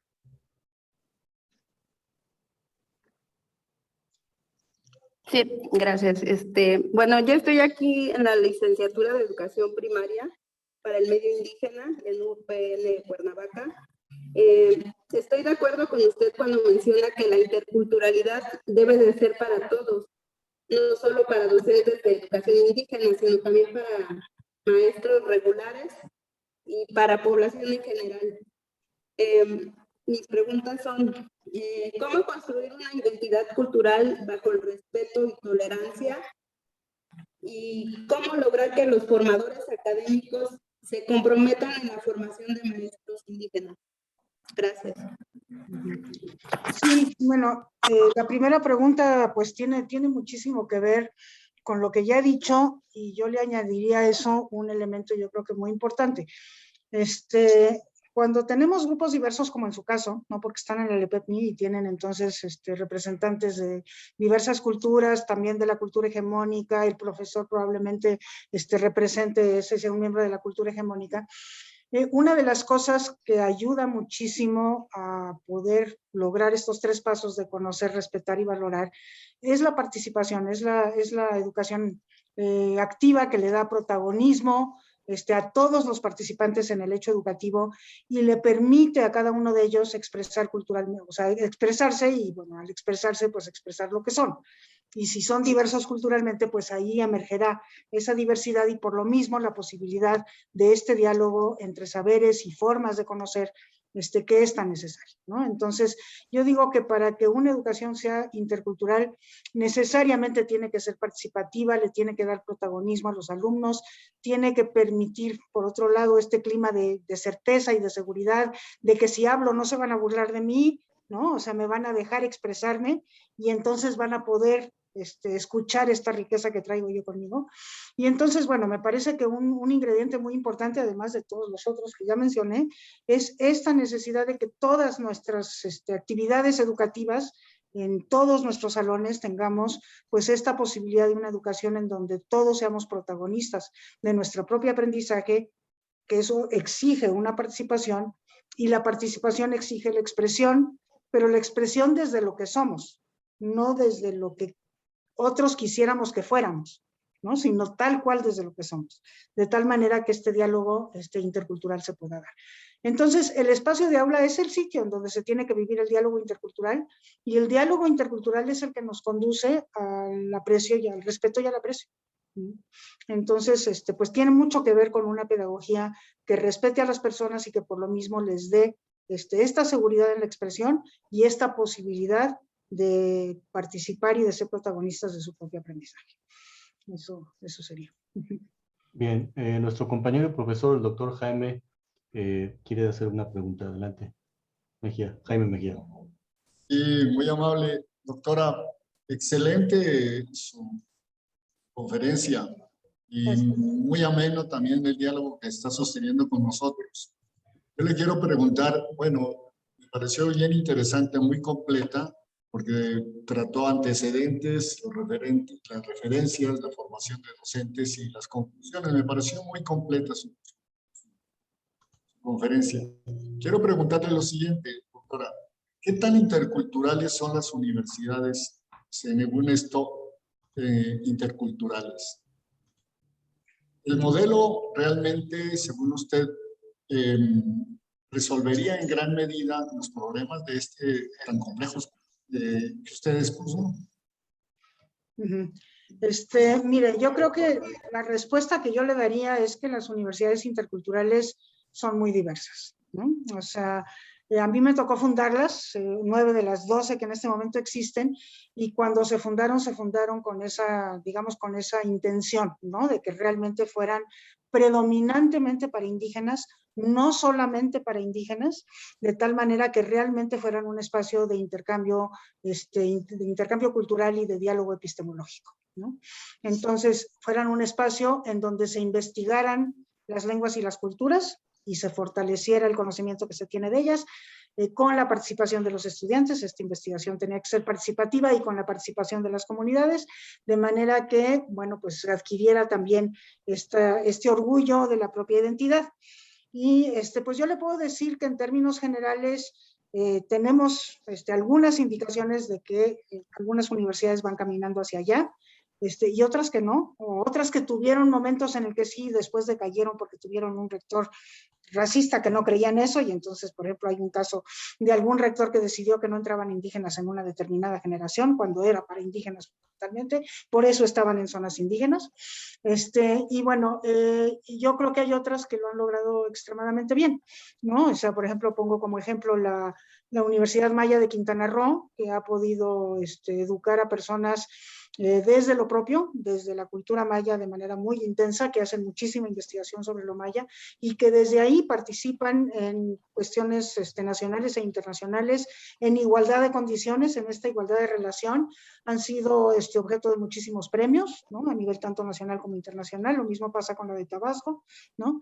Igual, tienen sus altas y sus bajas, tienen algunas dificultades financieras, que eso desde mi punto de vista es una tristeza, ¿no? Porque a veces justamente por la falta de recursos, pues no han podido lograr con lo que se han pretendido, lo que se ha propuesto, lo que se ha pretendido, pero pues es eso, es una realidad desigual y que está igualmente sometida, digamos, a esta, pues esta actitud nacional que tenemos de despreciar lo indígena, de darle menos recursos, de no abrirles los espacios necesarios, a veces no por culpa de las universidades, sino por culpa del contexto, ¿no? A veces también por culpa de ellos. Sin embargo, sigo creyendo que es una alternativa válida. Tenemos una pregunta del Face de nuestros participantes. Adelante, Luis. Gracias, doctora. Bueno, si les parece, hay dos preguntas en el Facebook que quisiera leerles. Una de ellas por parte de la compañera Karina Flores, donde pregunta: ¿cuál debería ser la intervención docente en la inclusión de estrategias de no discriminación en los valores, la esencia e identidad de los niños, niñas y adolescentes? Y un compañero del EPEPMI, Ulises Ramos, pregunta: ¿usted cree que el currículum actual que mantiene la UPN para formar docentes para comunidades indígenas es pertinente para la actualidad en la que vivimos o debería ser modificada o adecuada? Ok, sobre lo primero, me parece muy importante la pregunta. Siento que la formación intercultural es una formación en valores. Siento que la formación en valores únicamente se logra cuando hay posibilidades de convivencia, cosa que nos canceló la pandemia, ¿no? Las posibilidades de convivir, o la medió a través de la tecnología, que todos sabemos que no es lo mismo, ¿no? Pero ahora que regresamos a la convivencia, pues tenemos que aprender. O sea, ya nos dimos cuenta la falta que nos hace, ahora tenemos que aprender a hacer un uso pedagógico de la convivencia, fundamentalmente para formar en valores. ¿Y por qué la convivencia para formar en valores de interculturalidad? Porque es la convivencia justamente la que nos permite conocer al otro, aprender a respetarlo, a ayudarlo a crecer desde lo que es, sin esperar que sea algo diferente, ¿no? Y eso es educación intercultural, requiere una pedagogía, requiere una dosificación, o sea, no es algo que se da automáticamente por el hecho de convivir, tenemos que intencionarlo, ¿no? Y entonces, ¿en qué consiste esta intencionalidad? Bueno, consiste en esta capacidad de pensar críticamente, de reflexionar sobre la base de ese pensamiento crítico para después llegar al diálogo y poder explicarme bien frente a otros por qué tomo una determinada decisión, poder convencer, poder intentar llegar a consenso y después poder llegar a la reflexión de vuelta para que nadie me imponga nada y yo, como autónomo, tome mi propia decisión en valores, porque la formación valoral tiene que respetar la autonomía del sujeto, pero es mediada la formación valoral por lo social, por la convivencia, por lo colectivo. Entonces, es todo un ámbito de aprendizaje, tenemos que aprender todos a formar valoralmente. Si a mí me preguntan cuáles son las prioridades educativas de la escuela en este momento, yo diría son dos. Formen en habilidades fundacionales, que son la lectoescritura, el cálculo, la matemática, digamos, y sus derivaciones en adelante, porque eso es lo que nos da la posibilidad de aprender, pero eso también formemos en la posibilidad de aprender a aprender, ¿no? Pero habilidades fundacionales y convivencia. Valores a través de la convivencia. Esos para mí son los dos objetivos fundamentales. Y si a mí me dieran la posibilidad de estar en un aula de primaria en este momento, yo eso es lo que haría, ¿no? Entonces, claro que las habilidades fundacionales se aprenden con contenidos. Y esos contenidos, pues ojalá sean los contenidos relevantes para nuestros estudiantes. Y ahí sí, que sean los profesores los que decidan cuáles son esos contenidos, junto con sus estudiantes, pero no un currículum sobrecargado que nos viene de arriba y que nos hace entonces, pues más bien priorizar esos contenidos y la memorización como consecuencia, porque son no las habilidades fundacionales, que tenemos que lograr pues verdaderamente dominarlas para poder seguir aprendiendo, ¿no? Y tampoco los valores, desgraciadamente, ¿no? Que tanta falta nos hacen en este momento. Entonces, pues para mí eso es el asunto de los valores, así lo respondo. Y si lo de la LEPEPNI, miren, a mí me parece que tiene la LEPEPNI ya muchísimos años de existir sin haber sido fundamentalmente modificada, ¿no? Y creo que pues han cambiado muchas cosas, ha cambiado nuestra manera de entender la educación intercultural, ha cambiado nuestro sistema educativo, ha cambiado nuestra constitución y las declaraciones. A mí me parece que requiere una revisión, que ya es hora de que la LEPEPNI sea profundamente revisada. Una cosa que yo siempre le he criticado, y ustedes lo entenderán después de lo que dije, es que pues nunca consideró la lengua indígena, ¿no? O sea, claudicó, digamos, ante esa posibilidad de enseñar las lenguas porque eran tantas y había tantas variantes y era muy difícil hacerlo, ¿no? Pero bueno, las UPNs están en 74, yo ya no sé si me quedé atrás, no sé cuántas subsedes y sedes tenga la UPN, pero con tantas sedes y subsedes, hubiera podido trabajar la lengua indígena de manera relevante y también la cultura. Entonces, sí me parece un error el que no se haya trabajado la lengua, porque pues la lengua, como digo, está en el centro de la educación intercultural destinada a pueblos indígenas, porque es a propósito de la lengua, de la cultura que se aprende la lengua y de la lengua que se aprende la cultura. Entonces, sí, yo recomendaría una revisión a fondo, una actualización, ¿no? Porque creo que sigue siendo indispensable, pero sí recomendaría una actualización. Perdón. Adelante. Ok, Alma Nava, de la LEPEMI también, adelante. Hola, buenas tardes. Primeramente agradezco su participación. Soy alumna del LEPEMI. Tenía varias preguntas, pero se han ido aclarando. Poquito, tengo esta en específico. ¿Usted cree que los lineamientos que determine la nueva escuela mexicana tenga, y más que tener, cumpla con un enfoque intercultural? Esto, derivado que a pesar de que existen ya leyes que avalan la interculturalidad o la educación intercultural, como lo es los derechos, la Ley General de Derechos Lingüísticos de los Pueblos Indígenas o lo que marca el artículo 3º, aún se sigue presentando la discriminación hacia esta educación. Mire, yo la verdad es que yo todavía no le encuentro el contenido a la nueva escuela mexicana. Si ustedes me preguntan qué es la nueva escuela mexicana, yo tendría que decirles con toda sinceridad, no sé qué es eso. O sea, porque no tiene contenido, desde mi punto de vista no se le ha dado. ¿Qué quisiera yo? Híjole, sí, que la nueva escuela mexicana tuviera un contenido intercultural muy profundo, ¿no? O sea, que fuera intercultural, un enfoque intercultural, lingüístico y cultural muy claramente para los indígenas, con pertinencia lingüística y cultural, y que fuera intercultural para todos los mexicanos, ¿no? Y creo que eso es un elemento que tendría que ser esencial en la nueva escuela mexicana. Me parece que no se ha dicho, ¿no? O sea, ese contenido se le ha dado, mucho menos se ha operativizado de manera que se pueda traducir a lo que ocurre en la escuela y en las aulas. Pero bueno, pues dada nuestro cambio legislativo, sobre todo constitucional, pues yo esperaría que cuando le demos contenido a la nueva escuela mexicana, ese contenido realmente refleje esta intención de hacer una educación intercultural, porque creo que como país estamos pues sumamente bien dotados para hacerlo. Tenemos una experiencia muy larga, tenemos una diversidad enorme, tenemos una escuela antropológica sumamente rica, una etnografía fantástica, tenemos una historia de haber sido vanguardia en educación indígena en América Latina. Creo que estamos en una posición maravillosa para que la nueva escuela mexicana pueda tener una influencia desde luego en nuestro país y más allá. Bien, nuestro estudiante Carlos Céspedes, de la licenciatura en Pedagogía. Muchas gracias. Igualmente agradezco y celebro este encuentro. Profesora, me gustaría preguntarle acerca de cuál es su perspectiva o su opinión respecto a los nuevos procesos migratorios que se están dando en el país, puesto que nuestro país va a tener en un futuro, pienso yo, la necesidad de integrar a estas nuevas diversidades, sobre todo de Centroamérica y el Caribe. ¿Cuál es su perspectiva al respecto, puesto que México está pasando de ser un país de tránsito a ser un país destino por diversas condiciones políticas y económicas? No, bueno, creo que aquí has puesto el dedo en la llaga, tienes absolutamente toda la razón.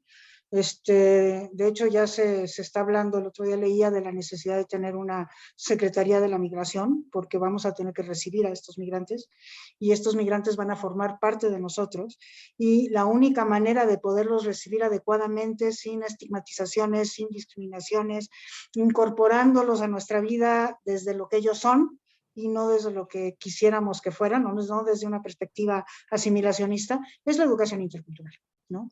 Entonces, claro, o sea, miren, en Europa cuando empezaron a recibir las migraciones hubo dos tipos de países. Un tipo de país que segregó a los migrantes y entonces les dio sus propias escuelas, ¿no? Y otros tipos, como eso fue, por ejemplo, lo que pasó en Suecia y en los lugares nórdicos fundamentalmente, y otro tipo de países o inclusive regiones, por ejemplo en España, que también hubo diferencias entre las regiones, pero en Madrid que dijeron no, se integran a las escuelas regulares, pero eso que nos exige un enfoque intercultural, ¿no? Entonces, cuando se integraron, cuando los migrantes empezaron a llegar, fue bien interesante cómo lo hicieron en Madrid. María Antonia Casanova era no me acuerdo cómo se llamaba su puesto, pero la encargada de la educación de la comunidad en Madrid en ese entonces, y le dio un enfoque intercultural, y los niños entraban, por ejemplo, si llegaba un niño de 10 años a una escuela primaria sin escolaridad previa, a ese niño se le ponía en el grado que correspondía a su edad, ¿no? Y entonces todas las actividades que podía llevar a cabo con esos niños, las llevaba a cabo, las artísticas, las deportivas, las que no requerían de leer y escribir, y luego tenía una atención especial para todo lo remedial y para ponerlo en el nivel, para enseñarle la lengua y todo lo demás, pero con toda la escuela había una formación intercultural de los docentes y de todos los alumnos para que recibieran a estos niños con los brazos abiertos. Cuando se dio, no sé si ustedes recuerdan, porque ya no me acuerdo ni el año, cuando se dio aquel atentado en el metro en Atocha, ahí en Madrid, acababa de suceder una cosa similar en Inglaterra y todo el mundo se volteó contra los migrantes y dijeron que ellos eran los culpables. Y en Madrid no sucedió. Y yo le pregunté a María Antonia Casanova, ¿cómo te explicas que en Madrid no se hayan vuelto contra los migrantes árabes o lo que fuera, como lo hicieron? Y me dijo, por la educación intercultural que nosotros les estamos dando en las escuelas, ¿no? Me tocó asistir a una reunión de 30 países en donde estaban los segundos de a bordo de los ministros de educación discutiendo sus prioridades educativas para los 5 años siguientes. Y había, de esos 30 países, yo conté 19 países, de todos de la OCDE, 19 países que entre sus prioridades estaba la educación multicultural o intercultural, según como la denominaran. ¿Por qué? Porque estaban recibiendo migrantes y porque sabían que si no tenían una educación multicultural o intercultural, eso se iba a convertir en un problema. Entonces creo que tienes toda la razón, creo que tenemos la obligación de tratarlos como seres humanos y de recibirlos con los brazos abiertos, aprovechando que son diferentes a nosotros porque vienen de otros lados y tienen otras experiencias, y desde esa perspectiva, pues teniendo un excelente diálogo con ellos en todos los lugares en donde nos encontremos, incluyendo la escuela. Muchas gracias. Finalmente, para cerrar este ciclo, este diálogo, nuestra compañera y estudiante de la licenciatura en Pedagogía, Jocelyn Monserrat. Adelante, Jocelyn. Hola, buenas tardes. Hablando de modificar el contenido, los distintos contenidos que tenemos en nuestro currículum, usted habla de que está sobrecargado. ¿Considera que se debe modificar, agregar, o qué podemos solucionar en cuanto a este exceso, sobrecargo de materias que no nos permiten lograr una educación de igualdad y calidad? Sí, a mí me parece, bueno, yo creo que hay dos cosas que hacer con el currículum nacional. El primero es aligerarlo. Me parece muy importante que se aligere ese currículum, que se priorice lo que se debe de priorizar y que se le dé muchísima más autonomía al docente para decidir, fuera de aquellos que son las prioridades, que yo insisto que deben de ser las habilidades fundacionales y los valores, con qué contenidos trabajar, las dos cosas, las habilidades fundacionales y los valores. Y esos contenidos, pues creo que sí pueden venir de aquello que todos sabemos que todos los niños tienen que saber en cualquier lugar en donde estén, ¿no? O sea, que son cómo cuidar mi salud, cómo cuidar la salud de los otros y el medio ambiente, conocer la ciudad, el país en el que vivo, saber a qué tengo derechos, ¿no? O sea, esos son como conocimientos que todos los niños tienen que tener. Y más allá de eso, pues aquellos que los niños tengan interés porque tienen que ver con su contexto, porque les despiertan la capacidad de asombro, que sé que los van a enganchar en un proceso placentero de aprendizaje porque les interesa, ¿no? Y que eso se le deje a la decisión de cada docente, que es un docente profesional, que para eso fue formado, que conoce a sus niños, que conoce el currículum y que puede hacer el ponche, ¿no? Entonces, a mí se me ocurre que por ahí tenemos que hacer. Entonces, por un lado, aligerarlo, y por otro lado, no hacer obligatorio un currículum nacional, salvo en aquellas cosas que son prioritarias. Esas son las dos modificaciones. Gracias. Adelante, Adriana. Gracias, doctor Anselmo. Pues agradecemos todas las participaciones. También agradecemos a la doctora Silvia Smelkers por habernos contestado en esta sesión. Y para clausurar este programa vamos a recibir el mensaje de despedida por parte del maestro Haroldo Aguirre Güences, titular de la unidad 17A de la Universidad Pedagógica Nacional. Adelante, maestro. Muchas gracias, muy amable. La Universidad Pedagógica Nacional es nacional efectivamente porque estamos en 70 unidades UPN. Ahora son 70 porque Chihuahua y Sinaloa se hicieron dependientes propiamente de nuestra universidad. Son un organismo público descentralizado, ahora funcionan así, y las unidades de Chihuahua y de Sinaloa pues están fusionadas a la Universidad Pedagógica de Chihuahua, que así se nombra, o a la Universidad Pedagógica de Sinaloa. Son 70 unidades, pero estamos en 282 ciudades del país, dadas las subsedes de la UPN nacional. Es nacional precisamente por eso, y bueno, pedagógica porque nuestro objeto de estudio pues es la ciencia de la educación, la pedagogía. Y me da muchísimo gusto que podamos tener este encuentro maravilloso.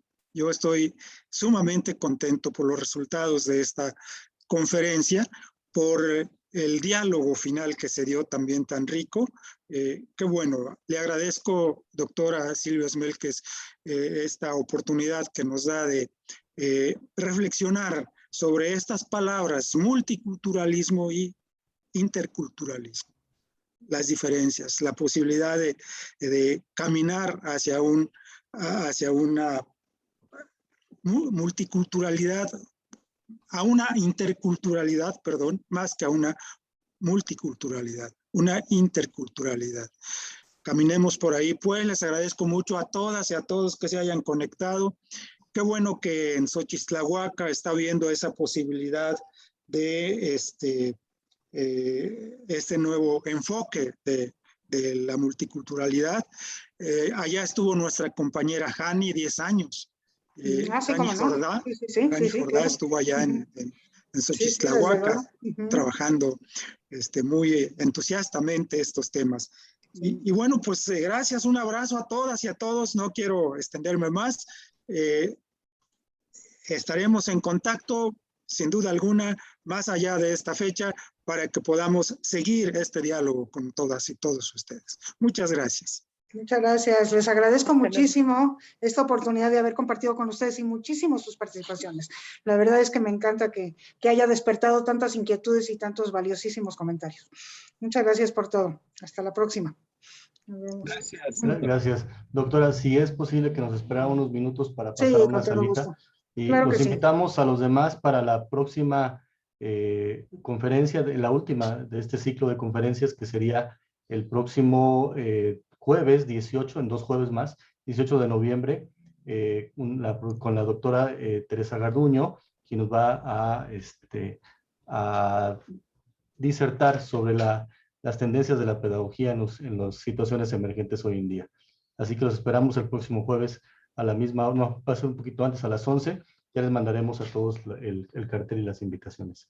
Muchas gracias a todos y nos vamos al cuartito aquí que vamos a armar. Gracias. De esta manera finalizamos este gran evento, esta conferencia magistral, Educación Intercultural en la Actualidad, a cargo de nuestra ponente, la doctora Silvia Irene Smelques del Valle, vicerrectora académica de la Universidad Iberoamericana, Ciudad de México. También agradecemos a nuestras autoridades educativas federales, estatales e invitados especiales, a todos los estudiantes, a los docentes y supervisores por acompañarnos el día de hoy. Muchísimas gracias por su asistencia, que tengan una excelente tarde y nos vemos en la próxima conferencia. Hasta luego.